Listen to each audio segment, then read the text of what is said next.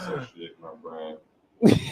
If you ever need to get on the show, man, I got you. Who you know? A friend of mine has been on her show like 3 times. The dating joint? No, she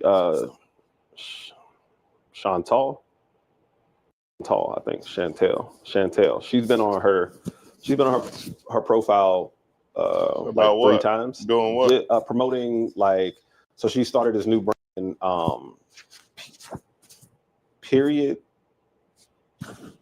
I can't remember what the name of the brand is, but she started a brand essentially for young girls who can't afford feminine products. Mm-hmm. So she has them.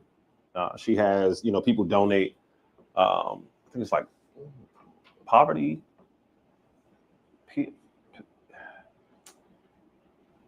Oh shoot! It's called something like period poverty. No, it's like period poverty or like something like that. Yeah, it's for young girls who can't afford, like the essential feminine products, that kind of thing. Yeah. And so what they do is, what's up, OB King? So what she does is she gets donations and stuff like that for them, and allows girls who need them to, be able to benefit from them, because I mean, apparently there's a lot of girls who cannot afford, pads, different kind of things like that. Right. So yeah, she does that.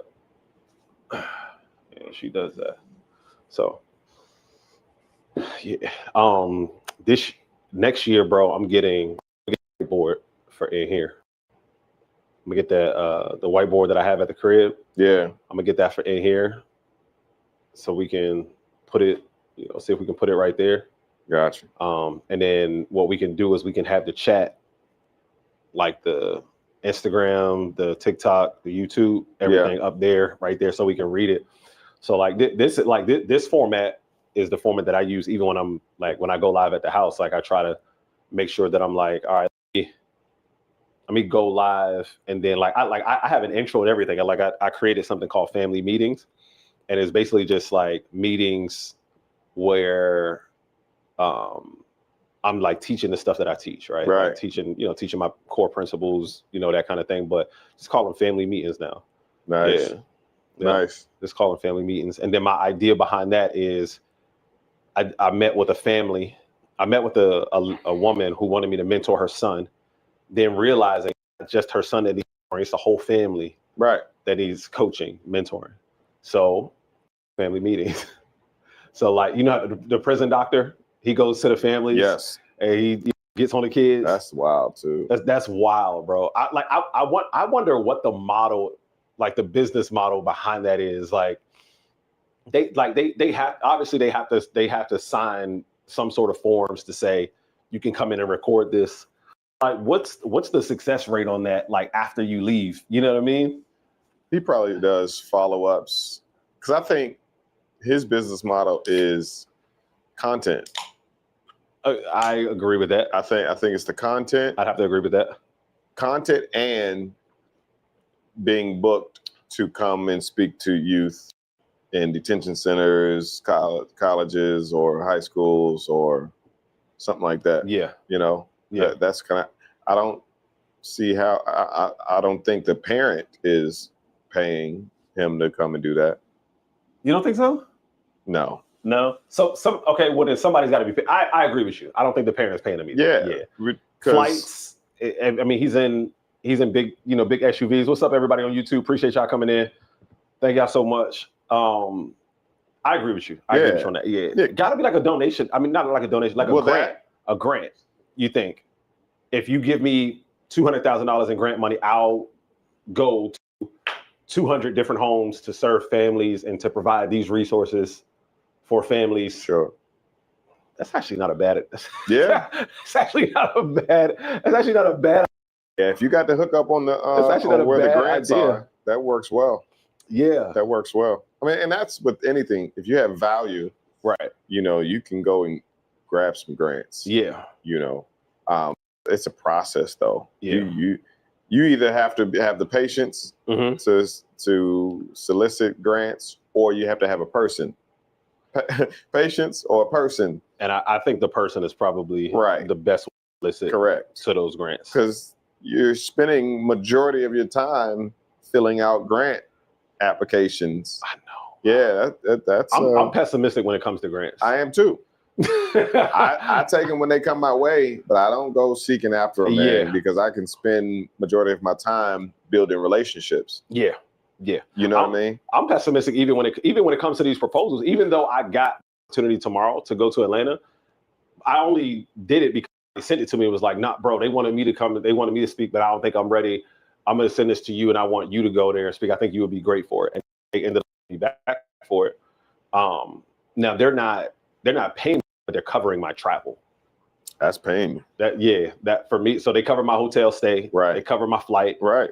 And that's paying me because I can leverage the flight in the hotel. Yeah. One, it creates content. Two, the viewers and the followers and the subscribers who see me traveling don't know that I'm not getting paid for it. Right. Yeah. Aesthetically, it looks like you're grinding. It looks like you're working and you're out here. But also, not everything is or should be a monetary compensation. Well, I won't say should be. It doesn't have to be, because there's different forms of compensation. Right. We would love for it to be an upfront compensation, but a lot of times the back end is more lucrative than the front end. I agree with you on that. Yeah. So a lot of, I won't say a lot, but some of the travel that I do is all expenses paid, but that alone is quite a bit of money to where they have it to also pay me work. Right. But I definitely, especially starting out, I definitely take those all the time because the content is great. The relationships when I get out there are great. Yeah. So that's definitely beneficial. I agree with you. I definitely will take and that's my biggest thing is just cover the travel. Because I'm not going especially how far you travel. You're right.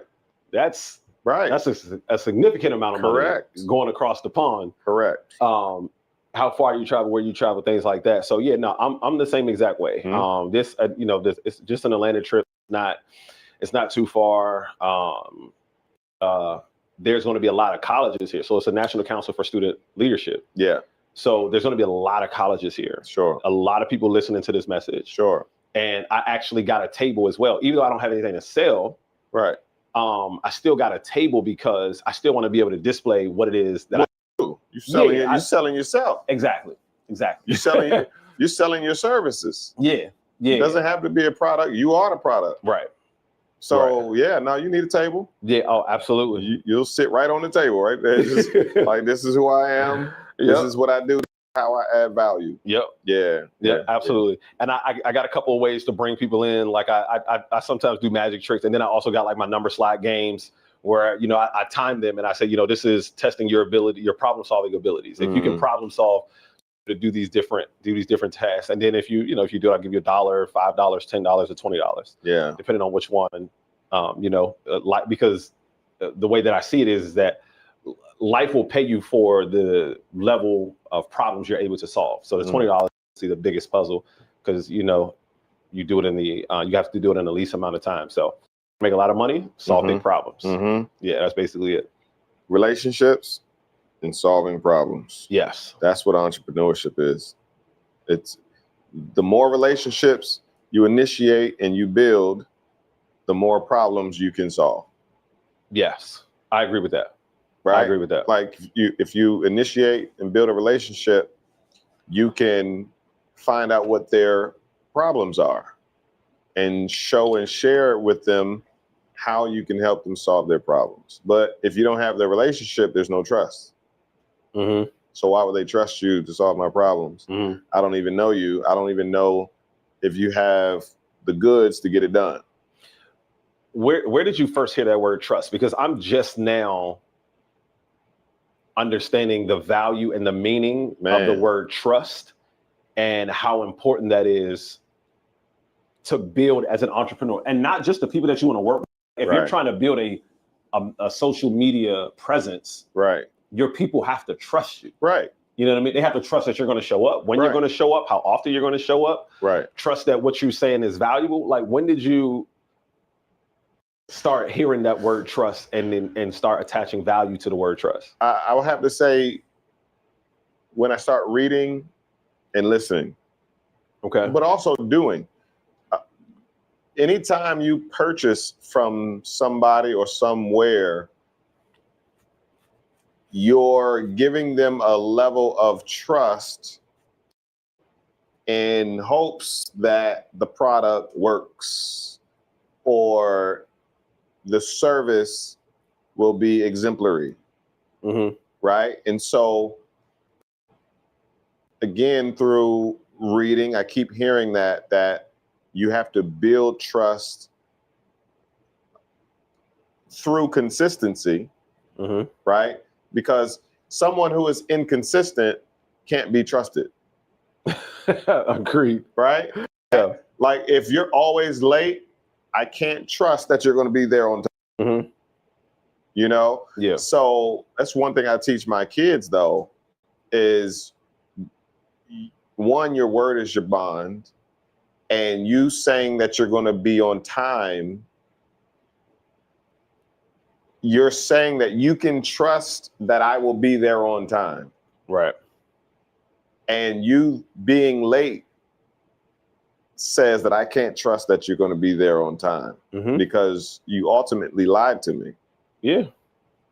You know? Yeah. Yes, you may have a reason, but you still didn't, you know, stand true. So comes to services, that's why we go to Amazon.com. What's the first thing that we do before we click purchase? To see when the delivery is going to be. Prime. We go to reviews. Oh yeah. So before you purchase the product, yes, correct. You go to the reviews. We go to the reviews, and the reviews are the equivalent to, oh, I trust this seller because everybody else is telling me I can trust this person or this company. You know what I'm saying? And so that's why it said it was going to do. Correct. Yeah. That's why recommendations are so gold. Yeah. And word of mouth is good and bad. Yeah. Depending on what type of word of mouth. Don't go watch that movie or go watch that movie. Yeah. You know, so that's why it's so important to do your best in creating consistent excellence. You're not going to be perfect. However, when you're not, you're at least holding yourself accountable. Yeah. And you're making up for it. I'll go in the red to make sure that my name is clean. Facts.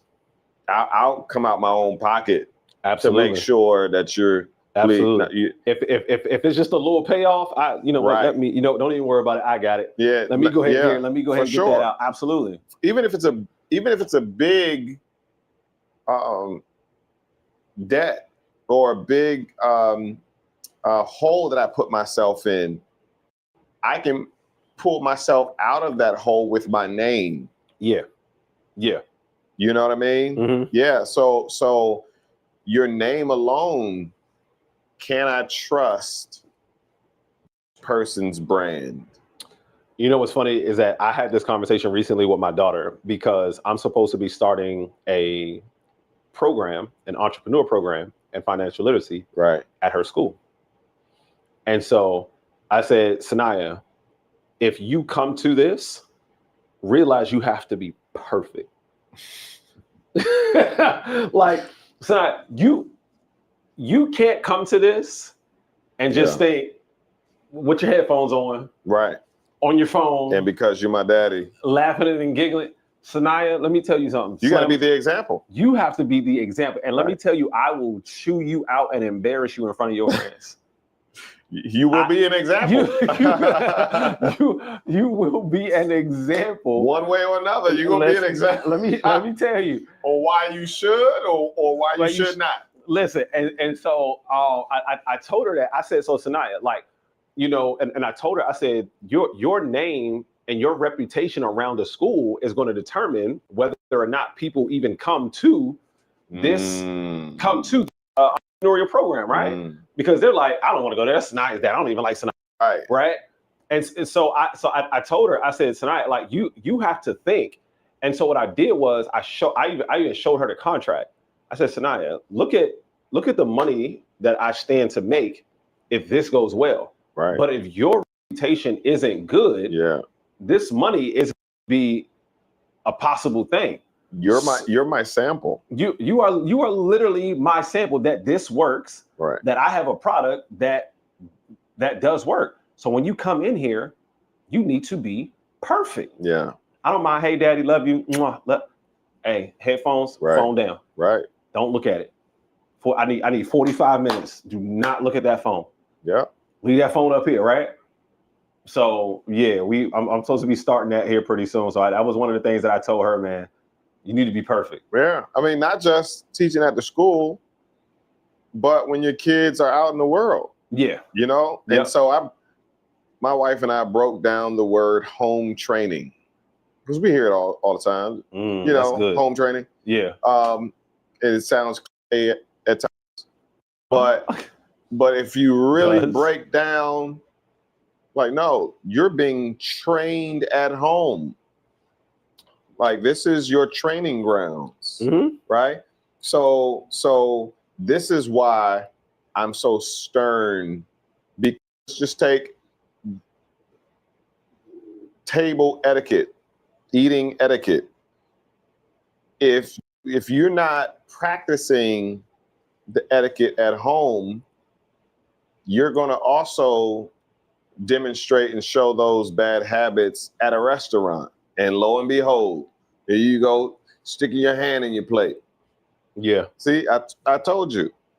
You know what I mean? So, and you won't even know that you're doing it because if you're doing it, you're training yourself to do it. Right. And if you're not doing it, you're training yourself not to do it. Yeah. You know what I'm saying? So it's practical. And when they see it, they're like, because you play how you practice. Correct. Yeah. You play in the game exactly how you practice. Right. So if you're doing that, if you're doing non-etiquette stuff at home, then that's that I'm expecting that you're going to do when you're out there. Yeah. Right. Like that, those were, you know, a couple of different situations, even with her before she got on the path where she is now, where she cussed in the house a couple of times. And we're like, what? And then when you go to school, the teacher said you cuss and you go, I didn't cuss. Well, we've heard you cuss here. So what makes us believe that you're not doing it there? Now you don't cuss here at all. Now you don't cuss here at all. So now when someone says you cuss, now we'll be like, I don't know, because she doesn't do that anymore. That's not a part of her identity and who she is. Right? Yes. That's the question. Yeah. Who are you becoming? Yeah. And so what you're doing determines who you're becoming. Yes. Yeah. 100%. So I always bring it back to my kids, man. Like, you know, and so I'm less of one to chastise, but more of one to ask the question, who are you becoming? Mm-hmm. Are you becoming alive? Mm-hmm. No, I'm not. Are you sure? Because that's what you're demonstrating. Yeah. You know what I'm saying? Are you becoming someone when they get an apartment or a house to have a dirty house? Well, that's what your room looks like. Yeah. Yeah. You know, and you don't really, after that, you don't really have to do too much or say too much because you've made your case or they made their case. Right. Yeah. Yeah. So, bro, tell me, man, what's new going on with you, man? We like you've been some places, you've been a lot of places, man. Yeah. Talk to us about how you got to where you got. Where have you been? How you got to where you got to, and then where are you going next? So I think we already talked about the Netherlands last time we spoke. I think no. I think you were going to the Netherlands. Okay. I don't think you came back from the Netherlands yet. Okay, got it. So I think a month or two ago, I traveled to the Netherlands, and that was like a last minute thing because one of my mentees or students, whatever we want to say, he in the Netherlands, Rotterdam, he has his own festival. And just through us, communicating and him learning, he's continuously enhancing his festival, but also learning how to secure sponsors, right? And I think the week prior, he called me through WhatsApp and said, "Hey, good news. I don't know if it's possible for you, but I got a new sponsor that I took your advice and said we want to incorporate education, and I pitched you to be the educator, so it's not just entertainment, so it's not just poetry, but it's education and the arts." I said, I told you, because it adds another element to the presentation, not just let's have fun, let's do art, but let's also learn how to educate ourselves and professionalize ourselves from artists to professional artists. So he said, that the sponsor will cover your flight and your stay. And I said, man, proud of you. For you and for me. You know what I'm saying? So I told the wife, I said, "Hey, I'm going to the Netherlands." She's like, "What?" When? Right, next week. So we had to coordinate that, but that also shows the kids how valuable skills, talents, and acquired education is. And so I was there. Did a few workshops with the poets in the Netherlands, created some content, and that was great. But the last week, past 7 days, I traveled to 3 states to offer 3 different services. So Oakland, that's crazy. Oakland, California. Crazy. I was there to be the creative strategist for an organization for their annual brainstorming meeting. I was there from Wednesday to Sunday. It was like a conference. And then because I was on the coast, I tapped the Oregon chapter of the Poetry Business Network and said, "Hey, I'm gonna be on the West Coast. I might as well just, hop on an hour plane and let's do a meetup there with the poets in Oregon." So I was only there for like 12 hours. Did that meetup, that was great. But then from Monday to Thursday, I was in, South Carolina, wasn't South Carolina. So that was where I was the creative event planner, where we put on a poetry event for tobacco control. And that was on a Wednesday. And I told the client, I said, I have to be honest, a Wednesday is hard to do, especially when you're working with youth, parents, and just people in general, because people got to go to work. Because people got to work the next day. Right? And the kids have to go to school. Man, we worked that thing till the minute that the doors open, and we had 100 people show up, and it was a success, man. Ooh. So that was... Poetry is pretty big in South Carolina. I know a lot of South Carolina poets. It is. Yeah. It is. The community is big. Yeah. Oh yeah, for sure. The community, they do poetry Slam community. Madness there. You've heard of Slam Madness before? No. So it's like a March Madness tournament. Really? But it's a poetry slam, March Madness style. I see. So like you got to go like brackets. Right? Got you. Whoever somebody's in this bracket. Who do you know? Johnny C. Weaver. I won it twice. Really? Yeah. So you traveled to. Mm-hmm. Yeah, but this is like when I first came, 2018 and 2019, I think. Okay. I didn't win the whole thing. I won my bracket. And then the very first time I was supposed to win the whole thing, I forgot my poem at the last. I got too excited because I knew I had it in the bag. Right. And I was still only 2 years into poetry at that time, but I forgot my poem on stage. And here's what's crazy. Even though I forgot the poem, I still completed it. The person who beat me, they still only beat me by 1 point. Wow. So like if I would have went through, if I would have, and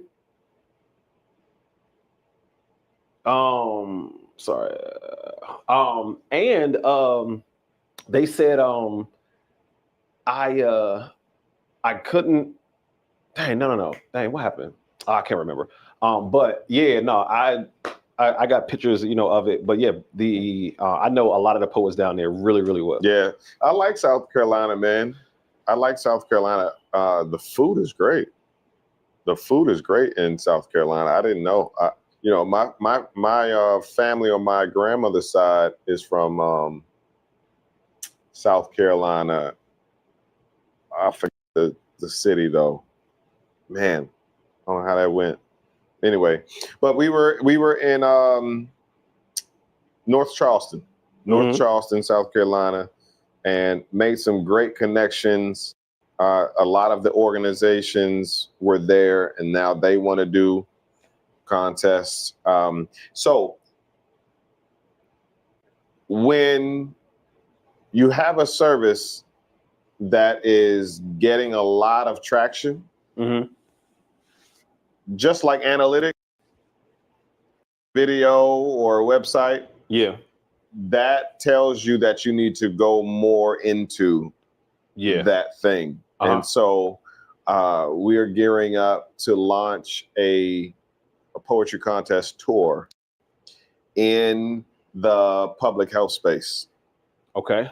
So I'm using these holidays, Thanksgiving and Christmas, these last 2 months or a month and a half, to build out this tour to where public health organizations can be stops on the tour, to where we challenge poets around the country to write and perform spoken word pertaining to the different public health causes like HIV, right, tobacco control, correct, health, eating, things of that, exercise. Yeah. So depending on what organizations reach out and what state and city they want to travel to and host the event, that will be the muse or the topic they'll be writing and performing to. Have you heard of Ebony Fit Week?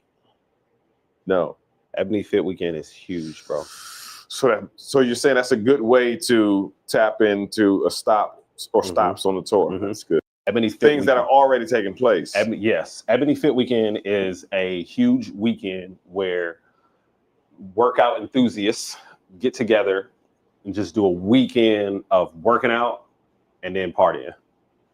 So it's Friday, Saturday, Sunday. So they work out, and then they go to a club and lounge or do something like that. It's hundreds.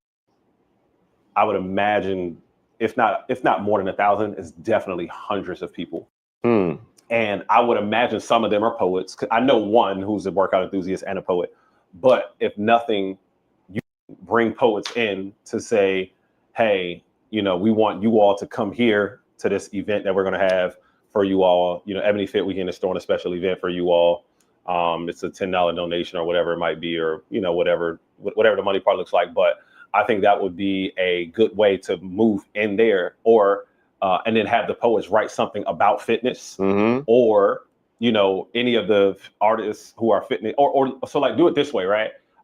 What I usually do is I'll bring in poets that will have something specifically for it. So let's say you bring in 4 poets, and they each do 15 minutes. They take up the hour, and then the second hour is open mic for anybody else who has skills, talents, or anything like that for that second hour. So like when I go to colleges, that's how I handle the open mic situation. Yeah. Is we do the first hour, and then the students, staff, anybody else who wants to come up and perform, they do the second hour. So that might be a good, like, you know, they're already there doing that thing. Yeah. And so, you know, it's easy to use fitness, working out. Appreciate the lockdown. We already, you know, already there. So I'm telling you, bro, it's, if you look them up on social media, Ebony Fit Weekend, huge. That's a good suggestion to tap into those events and activities that are already taking place. Yeah. And kind of partner and have something already written and then performed, right? Where you've got a video, or you can say, hey, this is what I would love to bring to you, or, you know, have a good reel of what you did for, you know, tobacco control, American Heart Association, fighting cancer with poetry. The plan. Have that reel already queued up and say, your brand here, your logo here, your cause here, definitely, your initiative here, right? For sure. And imagine this poem specifically catered towards you and your audience and who this is. Definitely. So no, I'm there with you. I'm there with you, man. Yeah.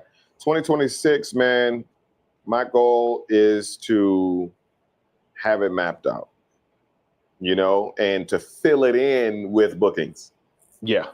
You know, I was just sharing with you before we turned the camera on that Poet Life Fest is back. You know, initially it was going to be the 3-day weekend, July 24th through the 26th. But now I'm thinking bigger to create Poet Week. And that will be an annual week that happens in July each year. And so looks like Monday through Sunday, us partnering with, you know, a Busboys and Poets, or, you know, different spaces or activities in the DMV, even park team possibly, you know, doing one of those. Yeah. Right. But obviously the festival Saturday, the brunch on that Sunday, and on that Friday is the all white. You know, that would be fire. Yeah, we did that. We did those 3 days in Atlanta. Crushed Atlanta, man. Really, that was a joy. It was tiring, but it was fulfilling.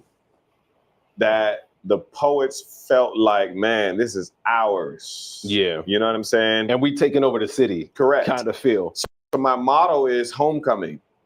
Yeah. You know, usually alumni comes for that weekend, for the game and the tailgate, and, you know, but the school, the students have a whole week, homecoming week. And so I'm naming this the Poets Homecoming. Every year, just like we travel to our HBCU to enjoy reconnecting with, you know, alum. That's the plan, is for poets to travel from all around the world for coming week. Yeah, that should be one of your days though. Like rep your college. Very true. You know what I mean? Like if it's in DC, you know what I'm saying? On like I don't know, like that Tuesday or like that Wednesday, it's like rep your college. You know what I'm saying? Wear your college, because you also want to, you know, promote. I had to do that at Howard. Howard being Howard, or even Bowie State. So that's what I'm planning and building out, and really excited about it. Yeah, I think that would be dope, bro. Yeah, I think that would be dope, and I think a lot of people would kind of get behind it, and then think about the connections that you would make from people who went to the same college as you, or wait, you went to? I didn't even know that, man. What year did you graduate? Right, so now there's an automatic connection. Like I think that's one of the things that conferences, big conferences, are missing. There needs to be a section in conferences where this is DC, this is the DMV, this is Chicago, this is Baltimore, this is Atlanta, this is North Carolina, this is South Carolina. We want, because like we want you to network with everybody. Yeah. But we also want you to network with the people that are closest to you, right? Yeah, for sure. Or even if it's like a QR code, like a QR code or something. Yeah. Where if you're from this area, we want you to hit the QR code because we're going to put you all in a group together. Correct. And we don't know what's going to come of it. But we just want to support the fact that all of these people from this group, this area, came to the conference because I think there's like a conference app or something like that where you download the app and then they show you all of the things that are going on and stuff like that. Indeed. And then you can comment and stuff about the conference and post about the conference. But after that, I never did it. Yeah. Nobody ever goes back into the app to see, you know what I mean? And sometimes you make connections, sometimes you don't because your contact is on there also. But I think it would be great to have it section like, where you from, and then you can learn about other people who are from where you are from, and then you can start to build and connect with those people and that's how you create it and make it more meaningful or intentional for each person to say, all right, when you get back home, what else are you going to do? Right. You know what I mean? Right. If you have a podcast, right? If you're going to the Social Proof podcast, the podcast summit, you're not going to be able to interview everybody that's from your area at the podcast summit. Why not have people's contact information, at least social medias, so that when you get back home, you can reach out to those people and then say, hey, I want you to come on my podcast. I want you to come on my podcast. I think I'm going to go to the podcast summit next year and get a table and just want to be a guest on your podcast. Yeah. Bring me in as a guest to be on your podcast. Like that's my only reason for being here. Hey, what is it that you offer? I want to be a guest on your podcast. Like for real. If you podcast summit, the assumption is that you have a podcast. Right. I want to be a guest on your podcast. Yeah. So that's the question, man. What's going to be your platform? Yeah. And you really have to sit silently and let the creativity flow. Creativity does not do well in chaos. Yeah.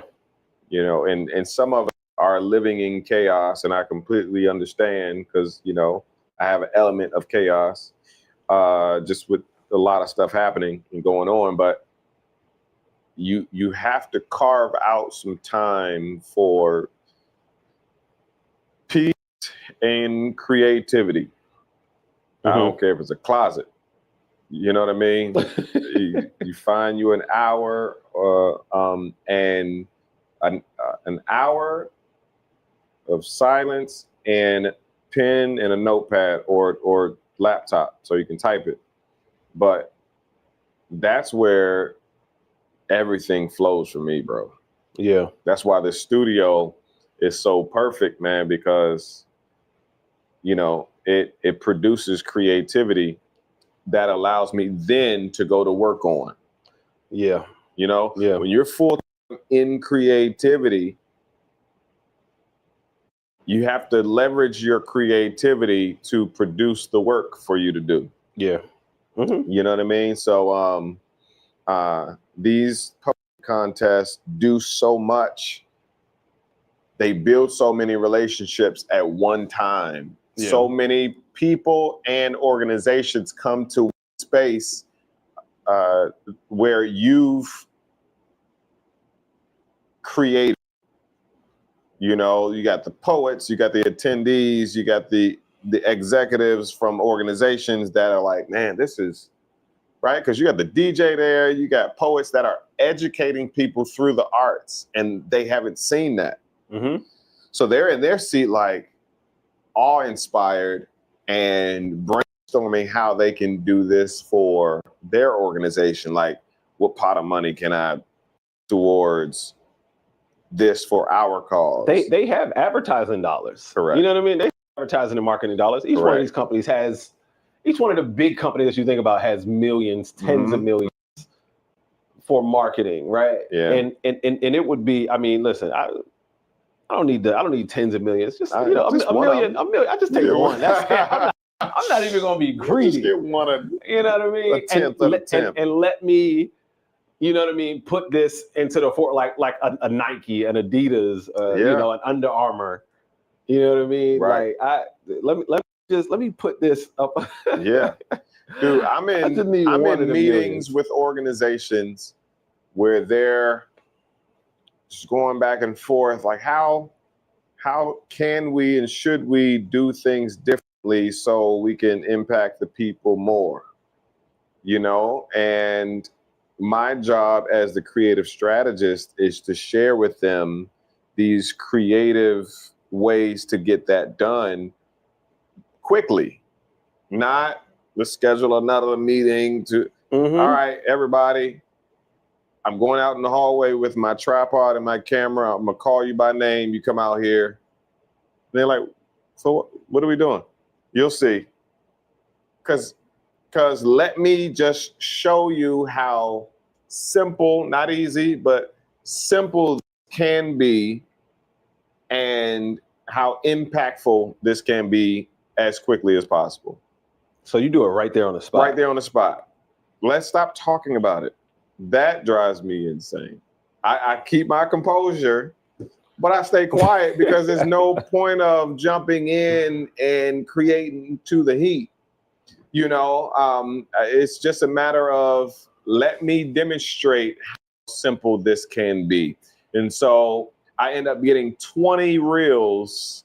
And I said, and to each of them, I said, that same energy that you're giving in that brainstorming session, I want you to put it into this, you know. So I said, what is your name? What's your role? Where you're traveling from? Because everybody's traveling from different places. Sure. And what impact do you want or plan to make concerning this cause?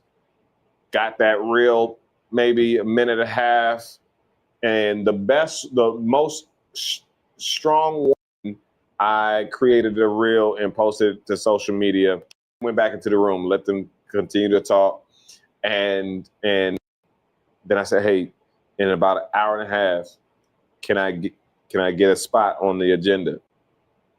I want to show the analytics from one of the videos that we just posted. Man, that thing had like 50 shares, a bunch of comments, a bunch of likes, a bunch of reposts. And I said, and I'm trying to say it non-condescendingly. Right. You know what I'm saying? Do you see that? Like, you know, you know what I'm saying? Like, because they were talking about getting influencers and things like that. And my thing is, all that is well and good, but what if we transform this organization into a real-time broadcasting media company organization, to where everybody that we serve, the people in the other organizations, can now come to us for the information. Yeah. Right? And so to our social media platforms, our website, to find out what's happening and get feedback from us, the thought leaders. Yeah. Right? Yeah. As opposed to putting money into influences, we become the influencer. Because nobody knows the product better than you do. Nobody knows the product. And that's so I auditioned for this part in a podcast for men. Okay. And through PGCTV. Okay. And I was not chosen for this part. There were 5 people that were chosen. And I was like, bro, there's no way that there are 5 people doing what I'm doing that's better than me. Number one, right? Yeah. So I was a little heartbroken by it, but I understood. I'm like, okay. And then what happened was I ended up getting so busy that even if I wanted to be a part of it, I wouldn't have been able to be a part of it anyway. Right.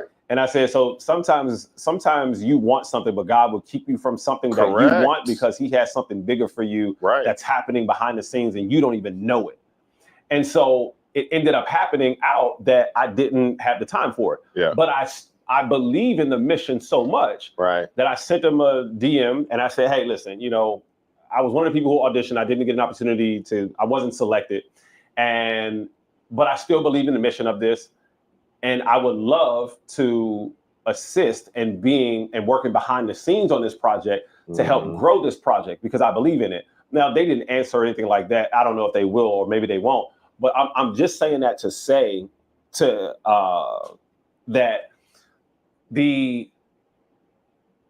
I think we're you and I, we think so similar in so many different ways, is that like, bro, like I don't understand how people aren't seeing like what's happening, the trends of what's happening, the value in what's happening. Just create the content. Right. It's not difficult. And the reason why I wanted to go this route was because I said I'm like the prototypical leader. I have the ideas. I just need somebody to execute on the ideas. Right. PGC TV, y'all have the studio. You have the cameramen, the camerawomen. You have the editors, right? You have all of that. Let me just come in and be the brains to say, this is what we need to do. This is when we need to do it. This is why we need to do it. Let me show you the proof of it. And it's a show about men, right? And what was going on at the time, I'm like, how do y'all not take advantage of what's trending right now? You watch Love is Blind, Netflix? I don't. You've heard of it. I've seen it. I've seen the clips, right? The thumbnail and the clips. Yeah. You're the second person who said that, right? That I've asked, and I'm 2 for 2 on people who said I don't watch Love is Blind, but I at least know what it is, right?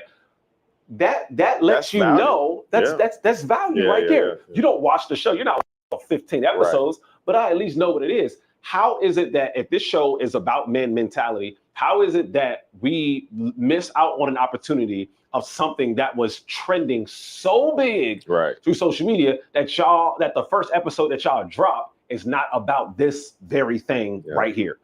This is why you need a mind behind the scenes to say, hey, this is, this is the direction that I think this should go in, all of these different things. And obviously not just me. I want to include the 5 guys in on what they think and what they believe as well. But I'm like I think people overcomplicate the simplicities of life. It's not that difficult. Yeah. Talk about what's trending. They have all of the technology and the equipment that you can think of. I don't understand why it's that difficult. People overthink. There it is. People overthink. Yeah. And that causes procrastination and paralysis. Yeah, for sure. Why you just have to start, however ugly it may be, you just have to start, because that's the hardest part. Yeah.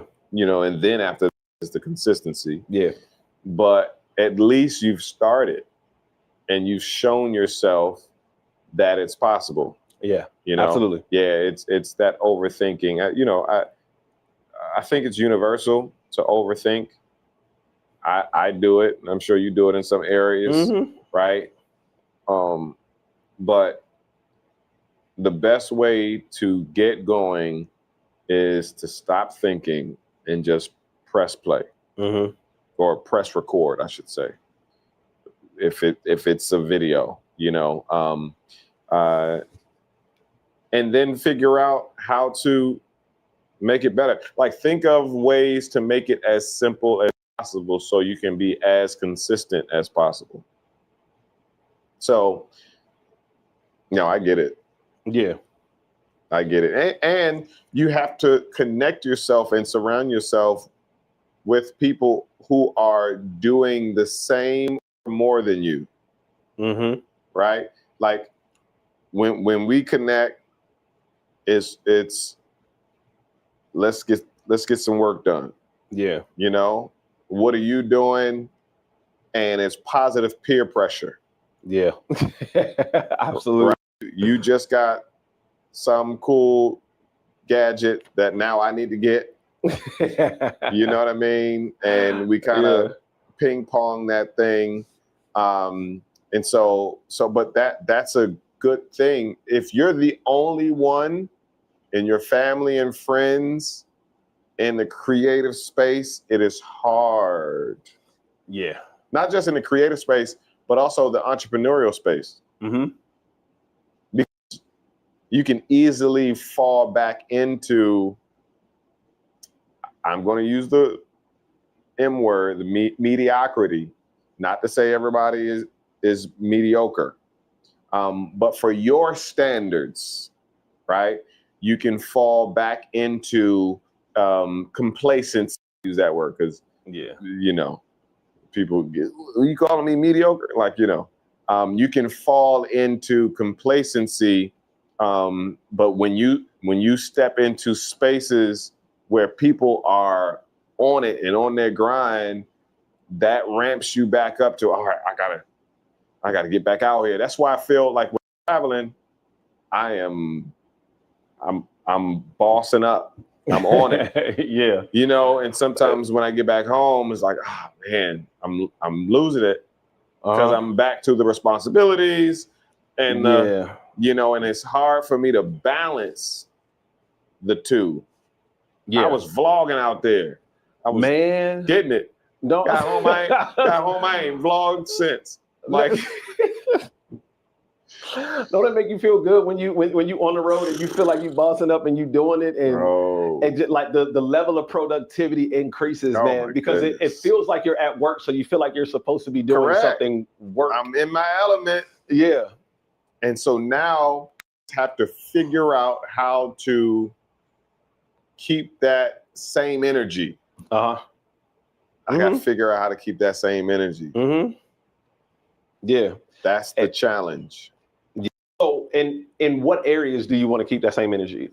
Like the content creation, or it's just the production and the consistency, and the responsibilities cut into your consistency. Right.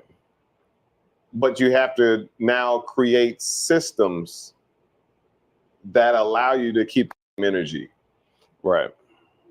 And so whether you have to get on ChatGPT to lay out all of your responsibilities and the things that you got to do and ask it to help you to create a system to where that allows you to create the consistency, even though you have a bunch of random responsibilities, you know what I mean? You have to figure that out, man, especially if you're someone who puts family first, before all things. That is, choosing my words. I'm just gonna say the gift and the curse. Yeah, it is. You know what I'm saying? Yeah. It just is. It's a good gift and curse. I'll add that to it. you know. So, but yeah, man. I'll also do it. Even if you slow down, that is all right. Just don't. Yeah. And I think, we were talking before the cameras came on, and that was one of the challenges that I was dealing with my daughter, is that it takes us a significant amount of time to do certain homework, because she's so far behind than where she needs to be. Now she's doing everything she can in her power to catch up, which we love, and she's making progress, and we see progress. She made the honor roll, and we love that, and we enjoy that, and it's still not enough. We're like, come on. Because we have to do so much, because we have to prioritize that. Right.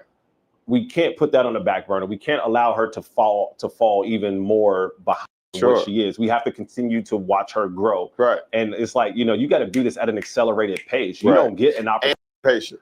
And oh boy, because that'd be the one.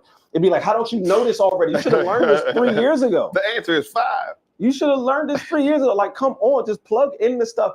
And so she's learning new stuff on top of learning the stuff that she should have. So she's like trying to grow and catch up at the same time, which is a very difficult thing to do for anybody. It's a very difficult thing to do. So we have to find ways, help her, but then stay sane ourselves, because because you're also still trying to grow. Yeah, I'm trying to get into school, and I'm like, bro, I'm in school. Yeah, you want me to help you with your school, and I got to study for this test. Yeah. Yeah. I got to study for this test. I can't help you with this. How long? And then by the time I'm done helping you with it, it's time to go to sleep. It's 9 o'clock. I wake up at 4 o'clock, 4:30, 4:40, 4:40, so I can go to the gym. And then the gym. So I can go to the gym. You know what I'm saying? That's another part of your life that you got to keep up. Man. So now I can't even get to the gym, man. So now I'm making the studio the gym. That's why I got some dumbbells and the curl bar and the floor for push-ups, so I could still, at least get the bare minimum in. So I ain't, getting soggy. Right. You know what I'm saying? So, and that's life though. It's life. But what if you were addicted to TV? What if that was, your vice? That would take so much more time. Most people can't do their creative things or their entrepreneurial things because they're so attached to this, where they got to binge watch, So I can't even imagine if I was a TV watcher, I would get nothing done. It was the crazy thing is I am a TV watcher. Yeah. I am a TV watcher and I love binge watching a good show. But the only time that I do it is like I've learned to listen to the show on my rides somewhere. You get no facial expressions at all. None. It just be sitting over here just playing. And now that I got the hookup right here for my GPS, I don't even have to look over here no more. I'm just like, oh man, that's crazy. They did what? Dang. So the most I can watch it is like at a red light or something like that. Yeah. But at home, it's my son. He's watching TV. Yeah. So I'm sick of Miss Rachel, but it's what we got to do. Sesame Street now. We found a new. We just try to find new things that that he can watch and repeat because we want him. Repetition is so important for babies. Yeah, yeah. And so the for more for humans. Oh yeah, right. And so he just started watching Sesame Street yesterday. So I guess we'll do that for the next 3 or 4 weeks and then get him into something else, man. But yeah, dude, this season right now has been very, very busy. I had a huge speech over the weekend at Zion Church in which went absolutely amazing. I hired a photographer. Dream You. Dream You. Mm-hmm. Nice. Yeah, that looked good, bro. I'm so happy I hired that photographer. Level. I'm so happy. We'll talk about that. You brought a photographer with you. Yes. Yeah. Even though they had a photographer there, I needed it right away. Right. So I hired my own photographer, which cut into I didn't need a videographer because I have my daughter, she was the videographer. Very good. So she controlled this. And then I gave her my other camera and I said, just snap some pictures. Let me see what you got. Sure. I'll pay her to do that. But I told him I was like, man, I need new pictures for my EPK. I need new pictures for my website. And this is what I'm doing. This is what I'm looking for. That's the same. That's the reason why I wanted to bring this person in Atlanta too, was because I need, like, if I can do this, bro, like I've got two, and I had an event this morning too. I spoke at a Dads Matter event this morning. I didn't hire a photographer for that one, but I had the video for it.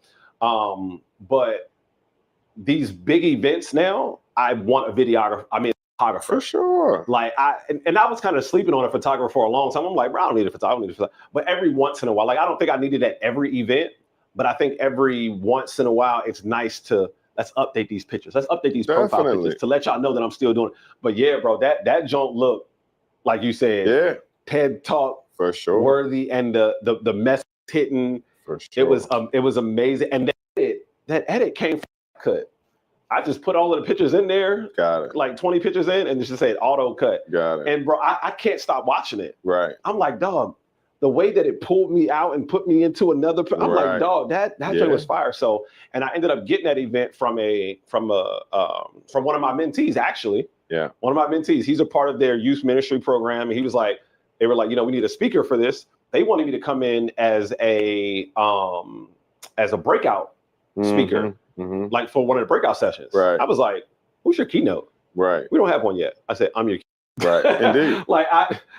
I'm not, I don't want to do a breakout session. Right. You know what I mean? Don't hide me in the room. In one of these rooms where it's going to be half the crowd. Put me on the stage. Put me on the stage. Give me the whole crowd. And absolutely killed it. They said, the speech is good when the kids are still talking about it afterwards. Right. And the people who are doing the breakout sessions are using parts of your speech in their breakout session. Indeed. Here's what's crazy. Morgan State University. I've been trying to get to Morgan State University for years. They would never answer any of my phone calls. They would never answer any of my emails. They would just never answer. The guy was there, heard me speak, came right over to me afterwards. You never know. Man, I need you, Morgan State, next semester. Yeah. We just got X amount of dollars. I'll tell you offline. We just got X amount of dollars. We need this very speech right here. Right. We need this. He said, and when I hear speakers speak, I look for, the most important thing that I look for is the content valuable for the audience that they're speaking to? Because some people just generically, right? I can't stand that. I can't stand it either. Is the content valuable for the audience that you're speaking to? And he was like, bro, this was so on point. He said, not just kids going into college need to hear this, but kids that are already in college need to hear this message, man.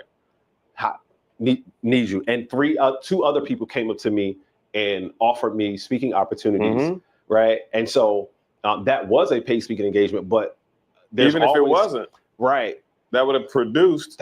What? Yeah. There's always more opportunities within every opportunity. You just got to find the opportunities within the opportunity. Correct. So that one was great. And then I had a speech this morning, and then on Friday, I'm speaking at the National Council for Student Leadership. Like we talked about, they're not paying me for this. They are covering my travel, but there's hundreds of colleges that are going to be here. They told us in the email, hey, sure you bring your A game because people who book speakers are going to be here. Indeed. The people that are going to be here. So when I land tomorrow, like what my goal is that like, hey, I need XYZ. Like I need to make sure that I'm good. I need to check into my hotel. I need to get straight on my laptop and make sure that I have everything. I need to go through the presentation. I need to make sure that all of the presentation and stuff like that is, where it's supposed to be. Yeah. And so now one of the things, you use Kahoot? No. Bro, you got to start using Kahoot. What is that? So Kahoot is a trivia game. It's a trivia game. I think I've heard of that. Yeah, you've definitely heard of it for sure. Gotcha. But it turns information you want into a trivia game, right? So at the end of my presentation, there's a Kahoot, and whoever wins will get, a little which means you have to listen. Which means you have to listen. So now, even with my mentor program, how do I turn this into something that is interactive, right? Right. So I teach it, then we play. Gamified. Gamification, 100%, right? So for whatever you're doing, I would pull the information, and you can just put it on a PDF, right? And then put it into Kahoot, and then automatically turn it into a trivia game, bro. Very good. So I think it was like $500 for the year. 500 for the year. But that's what I'm doing now. And all of my presentations, we start with an icebreaker on Kahoot to let you know, hey, at the end, we're going to play another one, right? So we started with a little icebreaker. So it's like 90s Disney movies, right? Nice. And then whoever wins that, I'll give you a fidget spinner. Here's a fidget spinner, right? Nice. And then at the end, when it's all done, the presentation is over. Now, attention, see, boop, boop, boop, boop. Everybody take out your phone and go. Now, this presentation was the most exciting. And they have all of the information on their phone because they scanned it with the QR code, bro. Very good. But so tell me how you created that process. Like how did you come up with that system? For what? The Kahoot? Yeah, the Kahoot and every element to your presentation. Bro, trial and error, man. Trial and error. I think I came up with this through trial and error and reading as well. I'm going to say that. Trial and error and reading. In the book, Rich Dad, Poor Dad, Robert Kiyosaki says that the best way for kids to learn is through simulation. So if you can simulate whatever it might be, that's one of the best ways for people to learn. Is people learn best by and doing at the same exact time. Home training. So home training, right? Appreciate the now. So that's how people learn. So through simulation, I learned that through Robert Kiyosaki, and then through the gamification process is I learned that through myself because that's how I learn, right? Mm-hmm. So what I did was I also input incentives in what it is that I do. Right. Think about like Dave and Buster. So for the kids, they come to the mentor program. They have an opportunity to earn up to 4 tickets every session. Mm-hmm. Generally, if you come, you'll just get 1. If you come and you're at least attentive, you'll get 2. You'll get 3 if you win the Kahoot at the end. 4 if you go above and beyond. Mm-hmm. And then at the end of the mentor program, like all of the sessions, you get to trade those tickets in for large prizes, mm-hmm. sort of like a Dave and Buster's, right?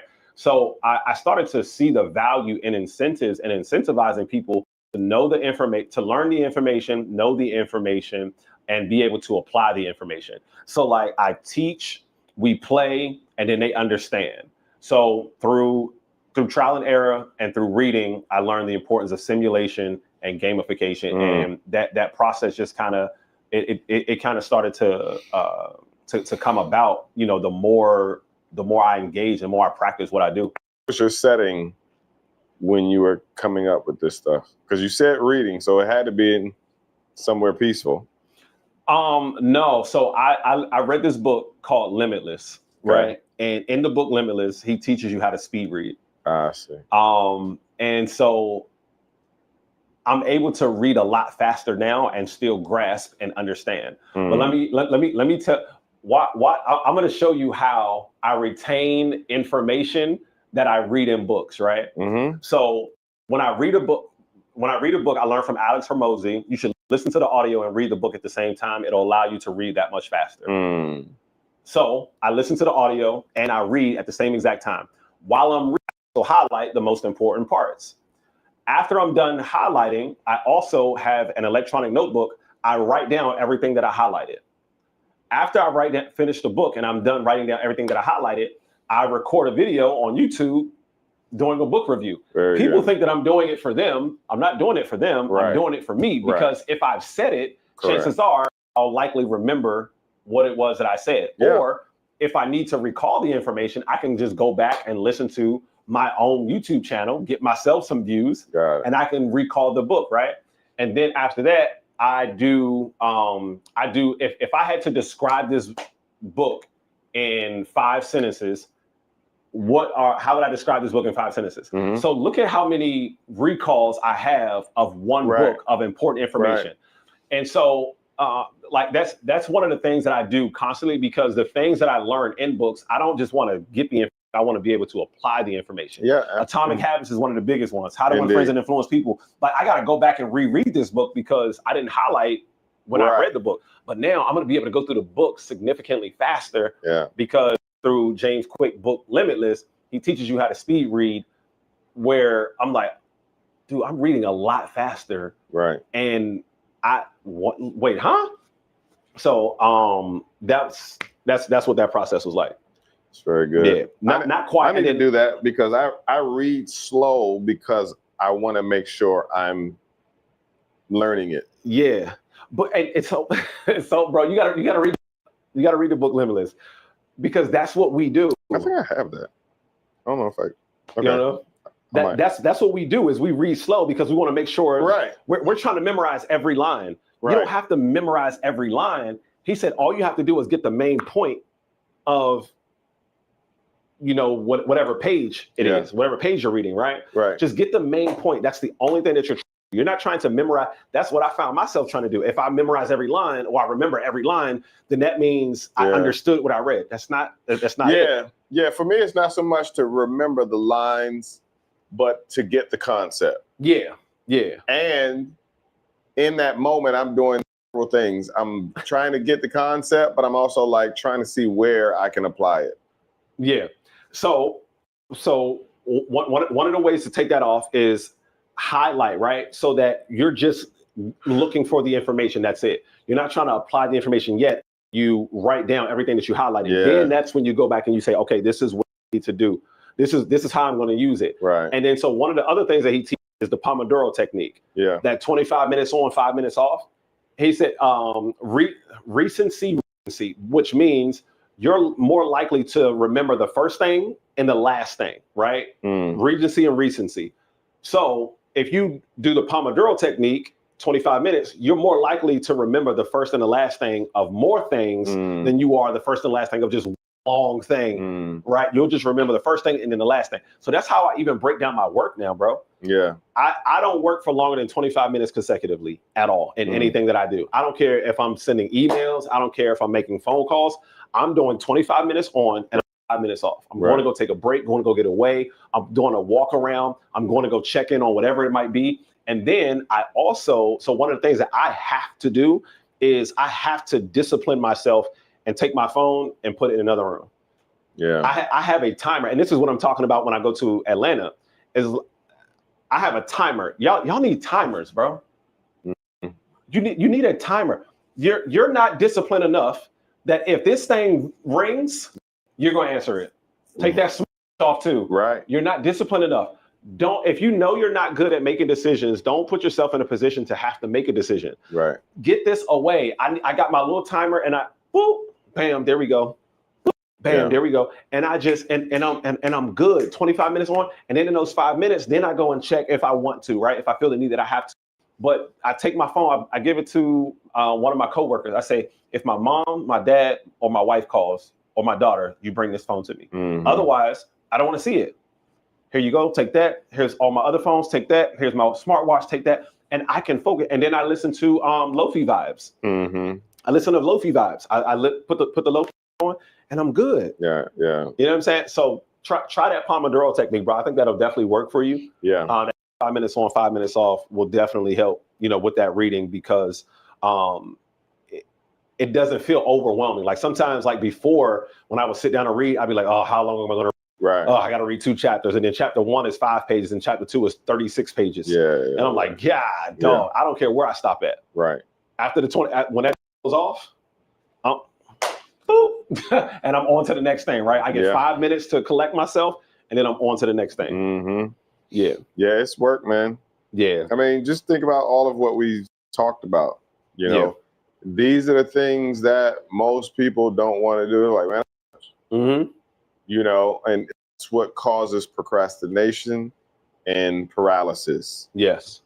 All of what we talked about that's required to keep going, not even just to start, but to keep going. Yeah. Right. The start is the hard part, but to get and stay consistent is the next hard part. Yeah. Even with life taking place, how do you adjust to life so you can stay consistent? Yeah. Because we're so on, off, and so it's better for you to be fast, slow, as opposed to being on, off. Yeah. At least you're still moving forward. Yeah. In some capacity, I agree. So that's my mission, is to, even before life begins to life, I tried to think of what I can put in place when life begins to life. You know what I'm saying? Like, how can I prevent? What are some things that I can put in place to prevent me stopping when life happens? So because man, when it hits, it's like sometimes you gotta drop everything, but then that causes so much frustration because you're like, man, I put so much time and effort to being consistent, and I gotta stop. So man, absolutely. I'm excited, bro. Less than a month and a half before this year is out. Bro. And does your last year look anything like this year? Yes and no. I say yes because I'm moving more into going in full time like you. And I say no because I'm doing so much more this year than I did last year. Right. Bro, I'm doing Backpack Jeff works 6 days a week right now. Yeah. Monday, PG Parks and Rec. Tuesday, Kenmore Middle School. Wednesday, Baltimore Juvenile Detention Center. Thursday, Kenmore Middle School. Friday, Parks and Rec. Saturday, Juvenile Detention Center. Yeah. Like right now, I could quit right now, but I told myself I got to get to my quit number before I actually quit. Right. And so before the end of the school year, I'll be at that number. And this is like December 31st. This will be my last calendar year working for somebody, I believe. I love it. This will be my last calendar year, and I'll be more time in here. Right. I'll be. I want to get the whiteboard. Like I want to make sure that all of my investments are taken care of. Right. Before I take that step. Right. Because when I come here, I'm telling you, you're gonna love this whiteboard, bro. You're gonna want to get one. Yeah. I want to get a whiteboard in here, which that's a really big investment, and then I need to get a new camera lens for that Sony, and that's a headache investment right there. Yeah.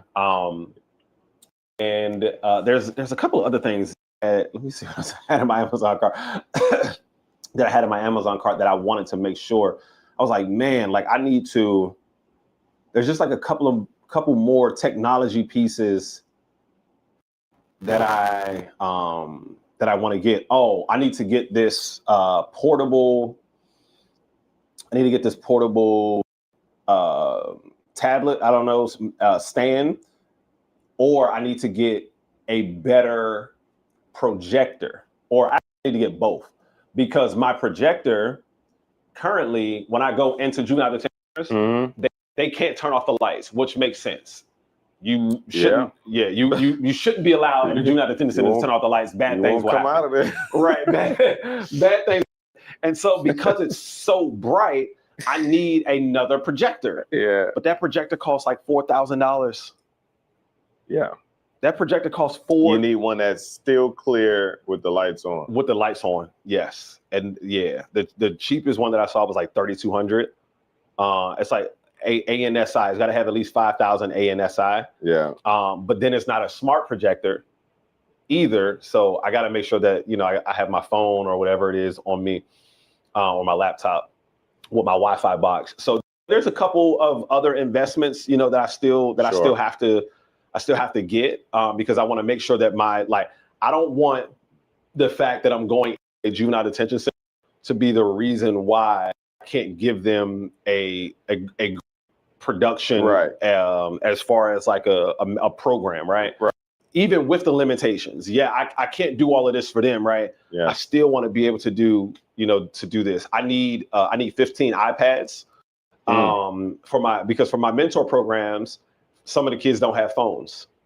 So they can't do Kahoots if they don't have phones. And then we also play the financial football thing, right? Yeah. If y'all don't want to download financial football on your phones, okay, you don't have to worry about it. It's already on the iPads, and we can just play Visa Financial Football. So I need 15 iPads. I need a new projector. I need another whiteboard. And then I need a lens for my camera, which that all will probably end up coming out to about $20,000. So yeah, I've got about 20,000 more of investments. And then once I finish that, on top of getting to my quit number, then I think I'll be able to quit. But some of that stuff, especially the tablets, that's why relationships are so important. Yes. And with the things that you're doing, like the juvenile detention center. Yeah. There are companies and organizations that would love to partner with you to add value to the lives of those students, which means they'll cover the cost. They cover the cost of the iPads. Think about that. Yeah. So we have to get to a place where we stop thinking of ourselves as people. Like we're I'll say individuals. So I'll say individuals, and continuously think of ourselves as entities, right?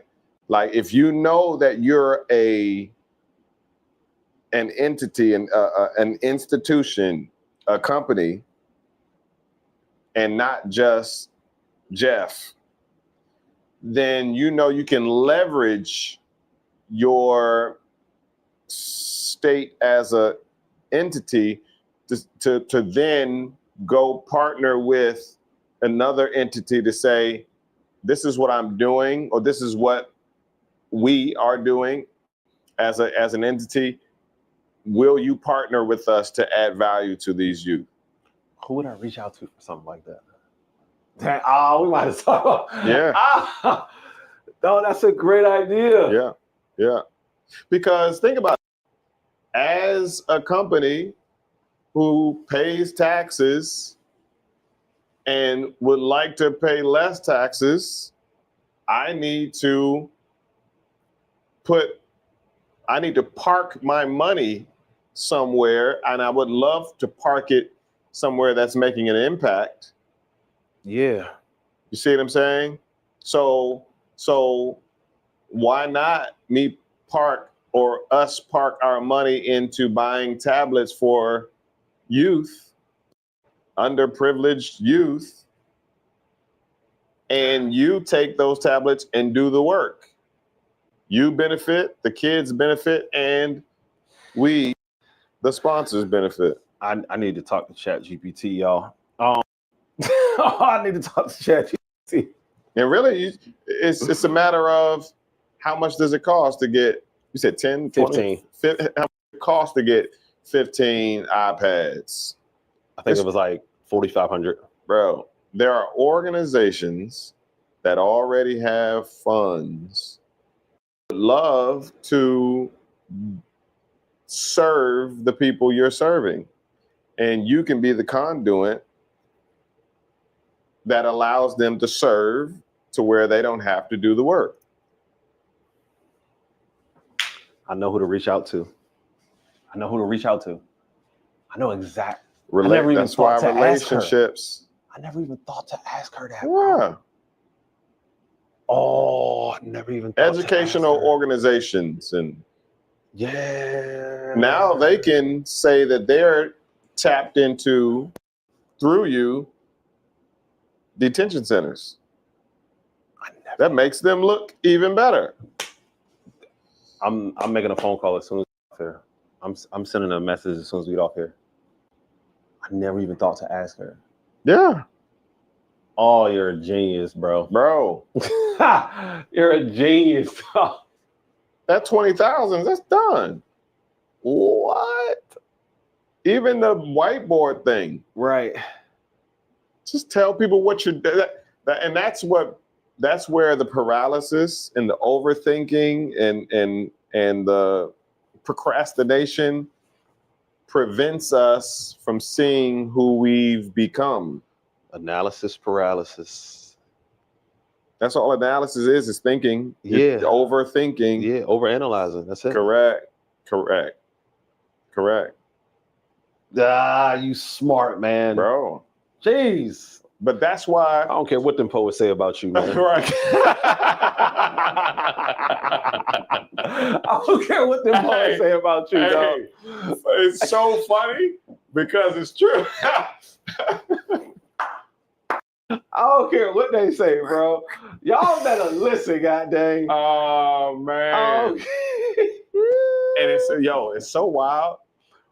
You know, like today, we have we're launching the first, meetup here in the DMV, and the response is so much bigger in other places. Oh yeah, for sure.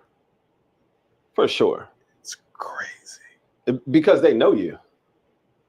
It's crazy because they know you'd be lucky to get 3 people in here. Yeah. You'd be lucky to get 3 people in here, bro. And the crazy thing is that it's wild. People are reaching out from other states and countries. Saying, is there when a Zoom are you coming link? to Vegas? Is there a Zoom link? Bro? Yeah, bro. Yeah. No, screw the link. Yeah. They want to know to Vegas, how we can get you to come. If you're doing that there, how can we get you to come here? India. It's like, how can we get you to come? Can we do a chapter in India? You got to let me know the next place you're going, bro. I want to go with you, man. I want to go with you. Like Kentucky in February. I'm gonna book a speech. I'm gonna book a speech in February in Kentucky, and I'm gonna go with you. I want to do like a vlog for you, like a, you know what I mean, like with the camera, like like what's going on right now, that kind of thing. Yeah, man. I'll go with you in February, bro. Yeah, let's rock and roll, man. You flying? Yeah. Yeah. Okay, flying. All right. Yeah. Yeah. You already got your flight or not yet? Not yet. Okay. Not yet. Yeah, bro. I want to go with you, man. It's interesting, man. That it's wild. I'm not. It doesn't perplex me that poets here in the DMV are not reaching out. It's because it's simply because they know you, and they I haven't seen them at an open mic. I haven't seen a mic or anything like that. But if they only knew what's under the hood, they would all. But here's the question: why does that matter? I'm not offering to teach you how to get better as a poet. I'm not offering to teach you metaphors. I know you're great at that. Yeah. All I can say, man, is if they knew what was under the hood, a lot more of them would take you serious. That's why I stopped doing. You know what I mean? I stopped, bro. Yeah. Like I had no more in me. Right. You know, for the lack of respect that I was getting, even trying to do that same thing. That's why my word for this year has been separation. Just continue to separate, man. Like don't worry about who's not paying attention. Don't worry about you not getting the accolades, because that was another big thing for me too, bro. Is that I'm like, bro, why am I not getting the accolades, the appreciation, the respect? No, I don't even have people saying, Jeff, I want you to come on my podcast. Sure. And I'm like, bro, like who? No. But you know why I asked you? Who's got more information? You know why I asked you why, or does your last year look anything like your current year? I asked that question because that's who what I compare myself to. Yeah. Does my previous year look anything like my current year? And my goal is to make sure it looks nothing like it. And yeah, my this year, I said yes and no, and I gave reason for both, but no, my this year doesn't look anything, because there's about $75,000 to $100,000 difference between last year and this year. Yeah. Like it's bigger, bro. Like when I tell you this joint is way bigger, right? It's significantly bigger, man. Yeah. The same program that I had last year has been completely redone and transformed. Correct. Like it took me a long time to write those curriculums last year. Sure. I said they're not good enough. Yeah. I need to go back and read. I kept the information, but the delivery of the information is far different than what it was last year. And that's the reason why the incentive program, that's the reason why the gamification, that's the reason simulation, that's the reason why Kahoot and all of this stuff costs money to be able to do, right? But it enhances the. Alex Hormozi said, created offers so good that they feel stupid saying no. Correct. No brainer. Who is investing 20% of their money back into the program? Yeah. Nobody is doing that. A lot of these people are taking the money and they're running. Yeah. Whatever you pay me, I'm telling you that I'm going to take 10%, 20%, and I'm going to put it back into the program, back into the students as an incentive program. So you're only paying me 80%. Right. Is what you're doing. That other 20%, because think about it. If you wanted to incentivize the kids, how would you do it? Right. You probably wouldn't even be able to do it because you're not allowed to do that, right? Or you got to go through all of these different channels. If we spend over this amount, we got to have all of these signatures on it. No, if you just give it to me, I'm gonna give it back. Yeah. I'm giving it right back to these low income families to where they can't afford a lot of the stuff that I'm going to incentivize them with. So, or even the experiences that I would incentivize them with. Mm-hmm. So now it's just like, oh man, like it makes sense to invest with him. They also get continuing education every single Wednesday night, 8 p.m. I'm live. You know what I'm saying? Don't matter where I'm at. I keep my microphone in my microphones in my backpack now. Mm-hmm. You know what I'm saying? Mm-hmm. Keep the microphone back so I can just boop, put that in. Hey, what's going on, y'all? Family meeting, blah, blah, blah, blah, Right. blah, blah, blah. Right. Don't matter where I go. Right. Don't matter where I go. And so, like, who else is doing that? Who else is doing simulation and gamification? Who else is using Kahoot? A lot of us, we've heard of Kahoot, but we pay for Kahoot. Right. How many of y'all actually doing it? Mm-hmm. They're not doing it. So no, I know that there's nobody's program out there that's like mine. What's up, Mika? Appreciate it. Mm-hmm. I know that there's nobody's mentor program out there that's like mine. Yeah. Like it's not even close. Yeah. Not even close. My whole thing is, don't ask, like, how are you? I'm offering to show you. I'll do it for free. That's the crazy. My thing, I've gotten past trying to figure out how to charge for, the Poetry Business Network. My whole thing now is the back end and allowing it or leveraging the network to have organizations see the value in working with me or us, because now you see I'm connected with people and poets around the world. Mm-hmm. You know what I mean? Did you see Alex Hormozi's $1 Million book launch? I didn't see it, but I heard about it, which is wild. I think what you're doing, he broke the Guinness World Record for 1 million in a day. For 1 million in a day. Yeah. From a book. Yeah. I think that's where you. Yeah. He's there's a YouTube clip that I watched of him recently. He said most of us want people to buy right now. Right. But most people aren't ready to buy for 24 to 36 months. Indeed. And he went around the room. He said, how many of you all found out about me today, this week? Mm-hmm. Nobody raised their hand. Within the last month, nobody raised their hand. Mm-hmm. Within the last 6 months, a couple people raised their hand. Okay. Last year, nobody raised their hand. The last 2 years, majority of the crowd raised their hand. And he said, you see that? Most people in here have known me for about 2 years and they just now my product. You got to continue to build trust year after year after year after year after year after year after year. And then when people see that you've been doing it for 2 to 3 years consistently, and you're not fly by night, that's when, bro, I see 10 years in the game. Yeah, absolutely. So I see people on social media, and it's like there's one person, she's a dentist and she's not that anymore. Then she's an esthetician and she's not that anymore. Now she does credit repair and she's not that anymore. Now I saw her this morning about semantics. Semantics is the meaning of words. Semantics, right? So this person put, I'm a stay-at-home mom, entrepreneur, and blah blah blah blah blah blah blah.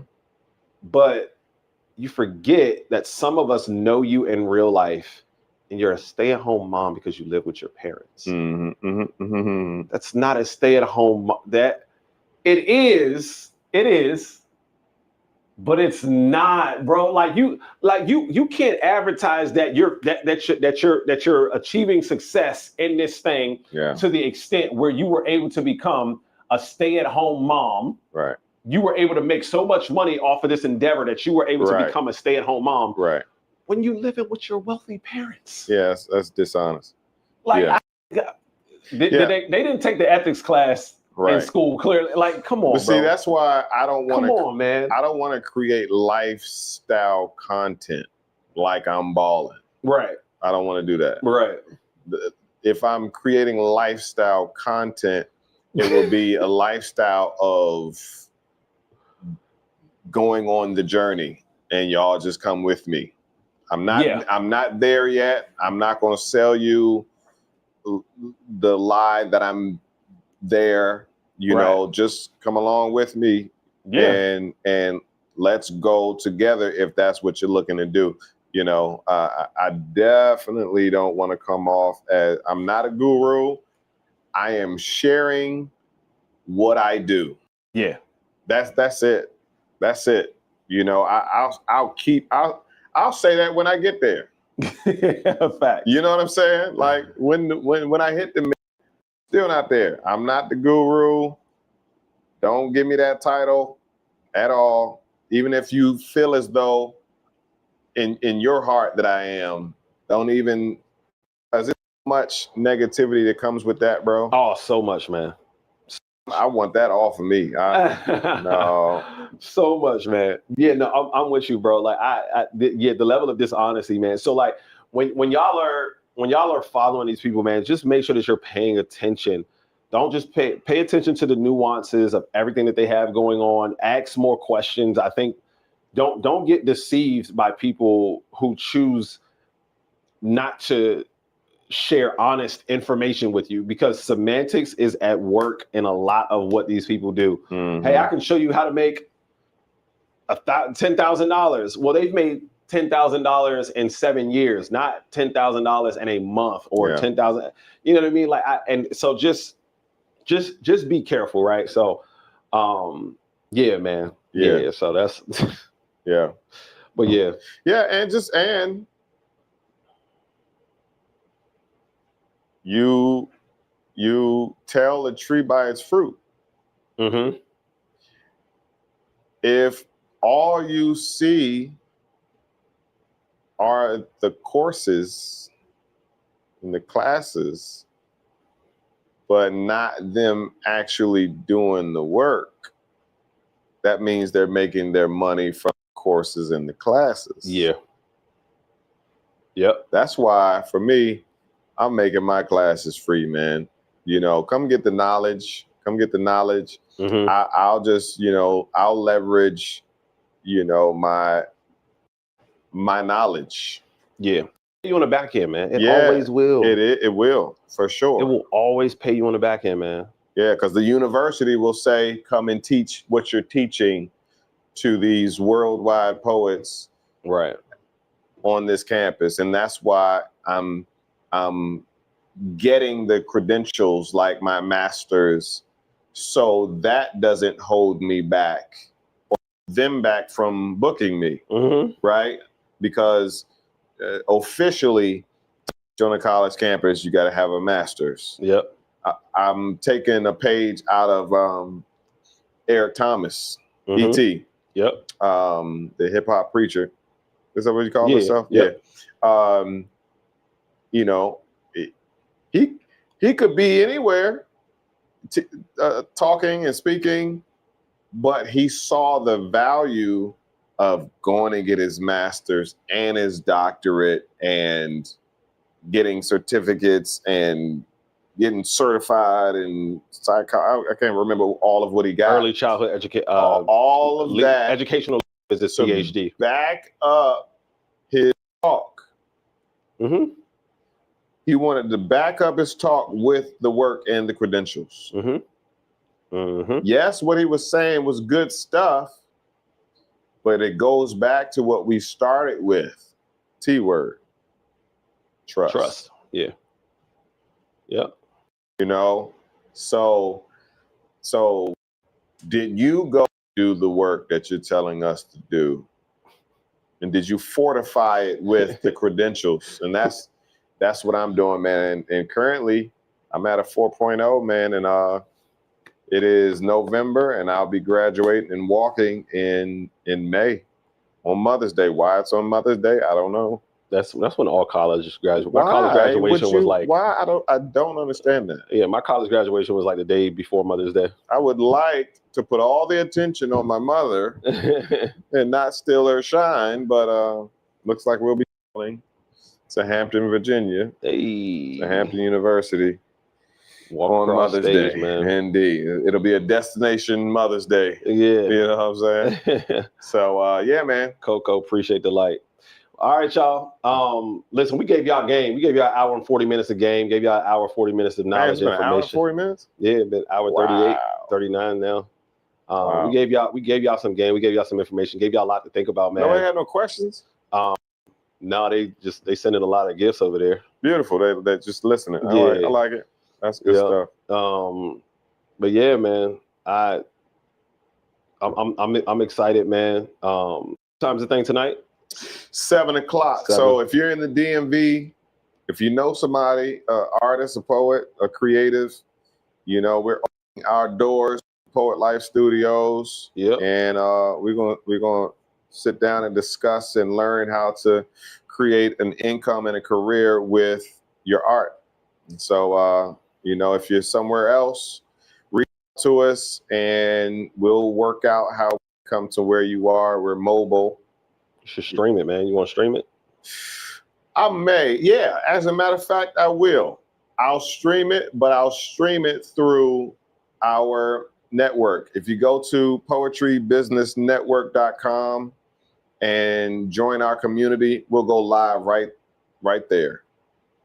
Yeah. There you go. So join us, poetrybusinessnetwork.com. Join the community. That's a good idea. Yeah, man. Always, bro. Always. I streaming is so big right now. You know, I try to everything that I do, I try to stream. Make sure that I'm streaming. That's why I got like the portable Wi-Fi.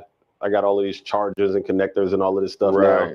I try trying to grow that Twitch platform, man. So yeah. All right, good people. Appreciate y'all, man. That was good. Yeah, man, that was real good.